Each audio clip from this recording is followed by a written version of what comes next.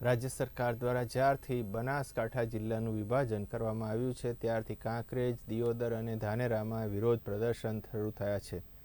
આજે દિયોદર ખાતે છઠ્ઠા દિવસે પણ સરકાર સામે વિરોધ પ્રદર્શન જોવા મળ્યું હતું, જેમાં અગાઉ દિયોદર ખાતે સ્થાનિક લોકોએ ધંધા રોજગાર બંધ રાખી આવેદનપત્ર આપ્યું હતું। સભા યોજાઈ હતી અને તેમની માંગ હતી કે દિયોદરને નવા જિલ્લાનું મુખ્ય મથક બનાવવામાં આવે અને નવા જિલ્લાનું નામ ઓગળ જિલ્લો રાખવામાં આવે, જેને લઈને દિયોદર ખાતે છેલ્લા 6 દિવસથી વિરોધ પ્રદર્શન થઈ રહ્યા છે।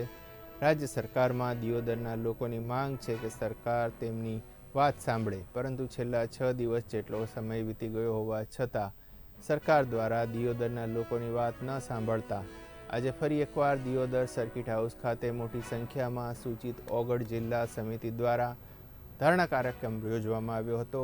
આ કાર્યક્રમમાં સૂચિત ઓગળ જિલ્લા સમિતિના તમામ કાર્યકર્તાઓ, ખેડૂતો, સ્થાનિક લોકો વિવિધ બેનર્સ અને હાથમાં માળા લઈને આ ધરણા કાર્યક્રમમાં જોડાયા હતા।